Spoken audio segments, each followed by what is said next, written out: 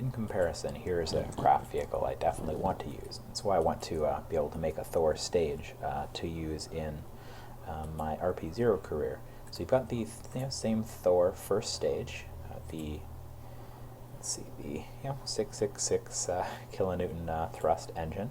So that's the same first stage as before. And here, if I pull this bit off, so this is the Atlas, or the Able upper stage. I don't recall offhand if it's the, it looks like it's the Able 1 by the label here.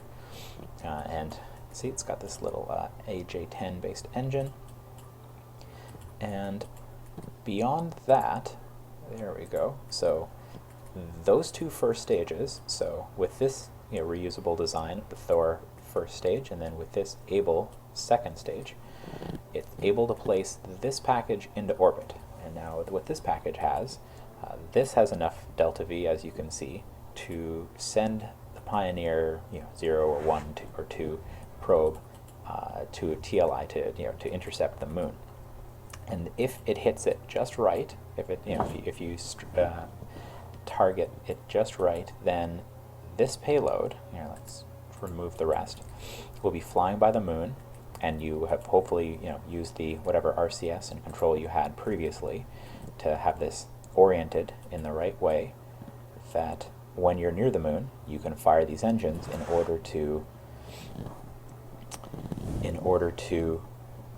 break yourself into lunar orbit. So in theory, this fairly small rocket would be able to not just pass pass a probe by the moon, but it would be able to place a small payload into the orbit of the moon.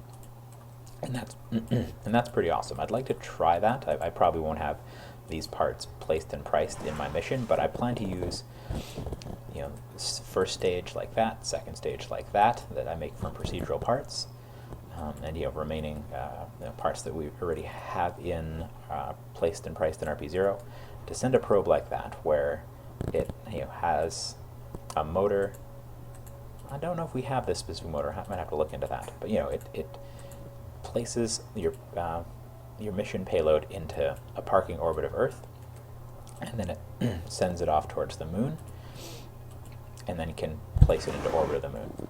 So it's a very small payload, as you see, and that's with the solid fuel.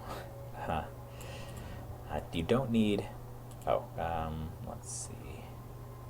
Which one of these has? They both have solid fuel in them. Anyway, so you don't need a lot of delta V once you're near the moon to just get into some sort of orbit of the moon. So even a relatively close flyby would be pretty successful.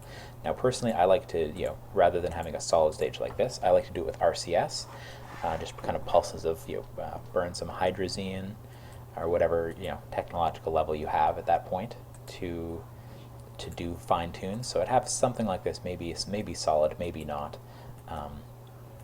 and yeah, it's just really interesting. I really like this mission profile. It's just way better in my opinion. Ooh, definitely not how it should sit. Way better in my opinion than the mission profile that would be used by the previous one I was showing with the Juno II, where it would just be a lunar flyby. But yeah, that's kind of the kind of craft I'm going to be designing, and in the future of RP-0, hopefully we can have these beautiful parts, these recreation craft, placed and priced so people can use them in their RP-0 career, once we're in 1.1. Thanks for watching. Goodbye.